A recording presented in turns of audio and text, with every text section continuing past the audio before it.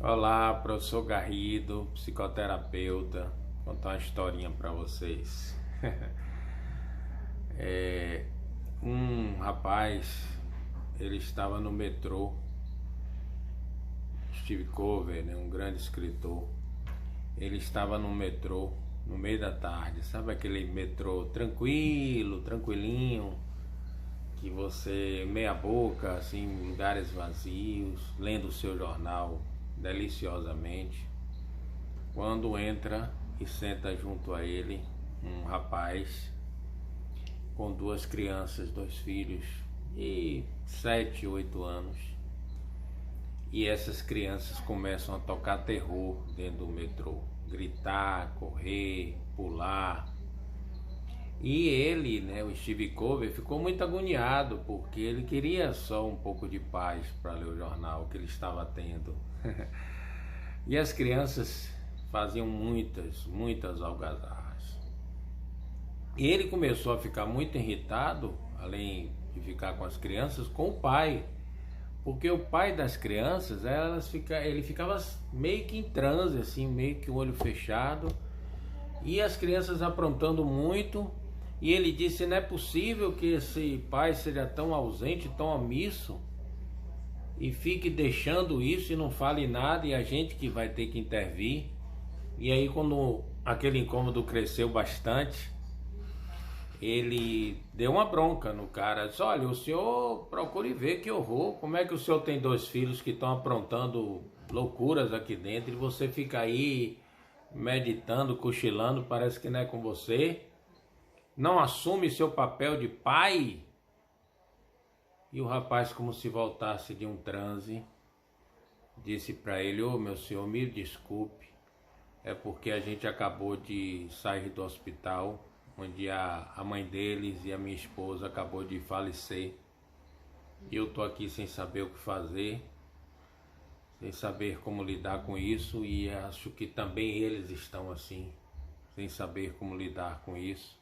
Eles são crianças educadas, mas deve ser uma reação, deve ser algo que, enfim.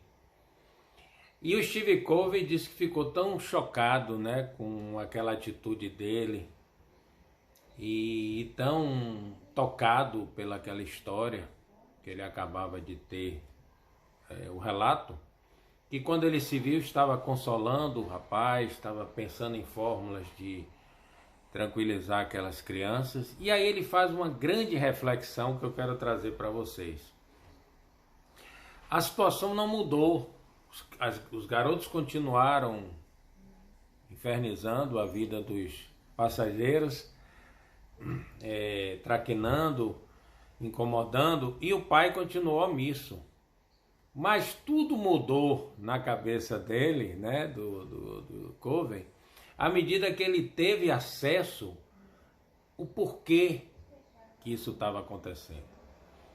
Então essa historinha, ela me lembra muito duas frases sobre o olhar, uma de Saramago, que fez aquele filme da cegueira, né, que sempre teve uma sensibilidade incrível, esse escritor português, e que disse que o olhar é estruturante. O olhar é que ia estruturar as nossas reações, a maneira que a gente olha.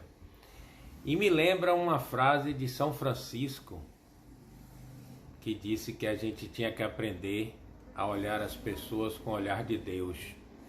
Então eu acho que esse olhar que ele teve pós-informação é o que eu posso dizer que é o olhar de Deus. E que às vezes as pessoas que nos irritam, até que a gente nem conhece muito, mas já toma aquela antipatia, ou então alguém que faz algo com a gente na nossa família, em algum lugar, e que a gente fica profundamente irritado, né, com as posturas, as pessoas até ditas difíceis, é porque elas não conseguem trazer, né, a historinha delas de vida ali, para que a gente pudesse ler e pudesse exercitar o princípio empático, né? Então,